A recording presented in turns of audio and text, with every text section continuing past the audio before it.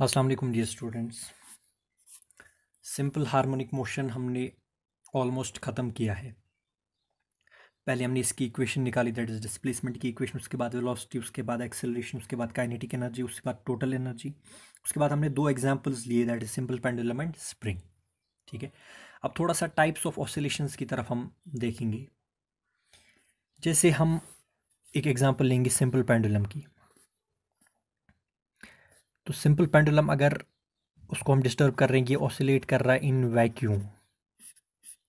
Vacuum तो इसकी time period, oscillations का टाइम पीरियड होगा t is equal to 2 π/√L/g, depending upon length and depending upon acceleration due to gravity.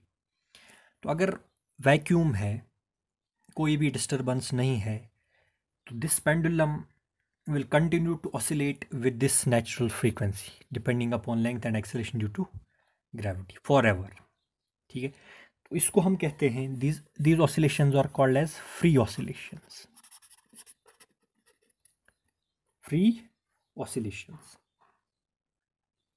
So these are the oscillations in which a particle in SHM oscillates freely with its natural frequency depending on some parameters forever. This is called as free oscillation. ठीक है, अब अगर यही pendulum, इसी pendulum को हम हवा में रखेंगे या किसी फ्लूइड में रखेंगे तो क्या होगा, ये ऑसिलेट करते करते इसका एम्पलीट्यूड कम हो जाएगा, कम हो जाएगा, कम हो जाएगा, and finally it will come to rest. Those are called as damped oscillations.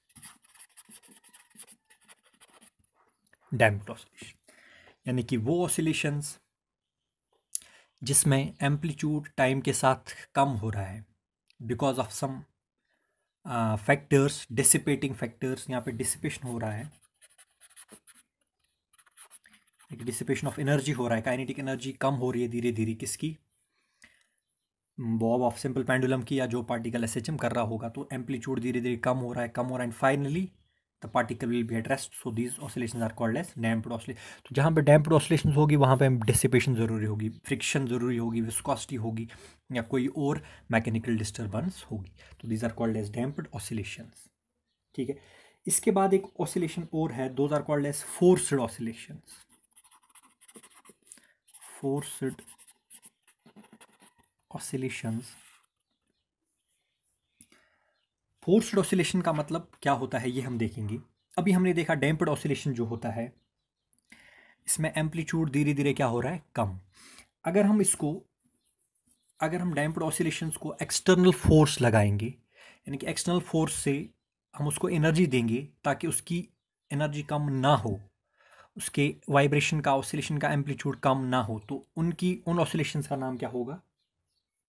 Forced oscillation. तो ये वो ऑसिलेशंस हैं जब हम सिस्टम को कंपेल कर रहे हैं ऑसिलेट करने के लिए with the help of external periodic force. Those oscillations are called as periodic forced oscillations. यहाँ पे compel हो रहा है, system is compelled to oscillate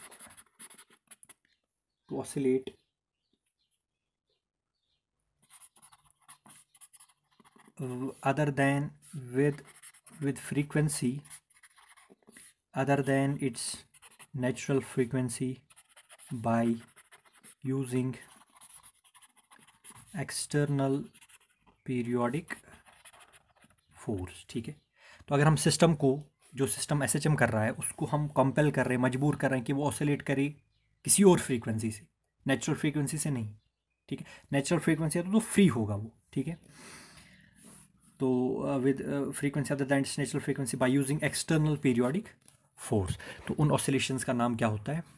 forced oscillation. जैसे आप पेंडुलम, उसका ये एम्पलीट्यूड धीरे धीरे कम हो रहा है, आप इसको फोर्स लगा रहे हैं, तो ये अपनी नेचुरल फ्रीक्वेंसी से ऑसिलेट नहीं करेगा, आप इसको मजबूर कर रहे हो किसी और फ्रीक्वेंसी से ऑसिलेट करने के लिए with help of external periodic force. मान लीजिए कोई मैकेनिकल फोर्स आप दे रहे हैं, तो उन ऑसिलेशंस का नाम क्या होगा? Forced oscillations. या इसी तरह से ट्यूनिंग फोक को हम प्रेस जब करते हैं टेबल के साथ, ये वाइब्रेट करता है, तो वो भी उसमें जो वाइब्रेशंस होती हैं, those are also forced vibration, forced oscillation. ठीक है, अब अगर एक इम्पॉर्टेंट प्रॉपर्टी है, अब अगर एक्सटर्नल पीरियोडिक फोर्स जो है, एक्सटर्नल पीरियोडिक फोर्स की फ्रीक्वेंसी यानी कि frequency of external periodic force बराबर हो जाए फ्रीक्वेंसी ऑफ या natural frequency of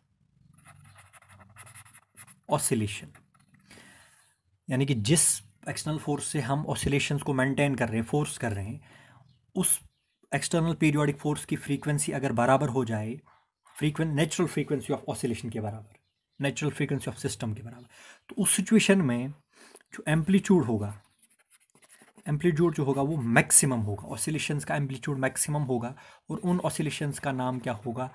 resonant oscillations, resonant oscillation. And this phenomenon, this process is called as resonance. जब आप एक सिस्टम को ऑसिलेट करवाओगे उसकी नेचुरल फ्रीक्वेंसी के साथ with the help of external periodic force such that the frequency of external periodic force is equal to frequency of oscillation, then the phenomenon is called as resonance and the oscillations are called as resonant oscillation। जैसे आप देख सकते हो suppose earthquakes में, अगर earthquakes में suppose जो building है वो ऑसिलेट करे, या जो अर्थक्वेक जो डिस्टर्बेंस है, जो फोर्स है, उसकी जो फ्रीक्वेंसी होगी वो बिल्डिंग के ऑसिलेशन के फ्रीक्वेंसी के साथ मैच कर जाए, तो उस सिचुएशन में जो बिल्डिंग है उसकी ऑसिलेशन बहुत ज़्यादा हो जाएगी, एम्पलीट्यूड बढ़ जाएगा, तो रेजोनेंट ऑसिलेशन होंगी और डैमेज ज़्यादा हो जाएगा और वो अल्टीमेटली कोलैप्स हो जाएगा। तो that is a condition of resonance, ठीक है। उस सिचुएशन में एम्पलीट्यूड जो है वो बहुत ज़्यादा हो जाएगा। तो these are different types of resonances, these oscillations based upon the presence of external force and its nature. अब कुछ हम न्यूमेरिकल्स की बात करेंगे। जैसे एक न्यूमेरिकल है हमारे पास, A particle executes SHM with time period of 4 seconds and amplitude 30 centimeter.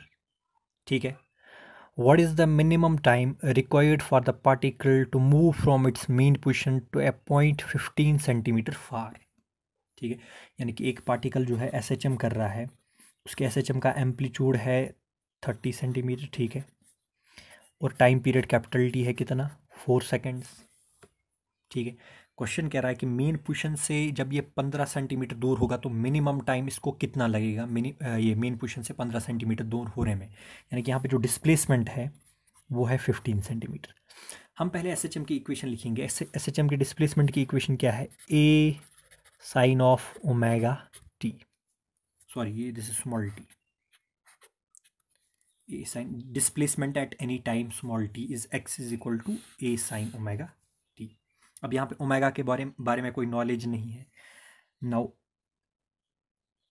Omega is equal to 2 pi nu, ठीक है, और न्यू की जगह हम क्या लिखेंगे? 1/t, 1/t ऊपर क्या आएगा? 2 पाई।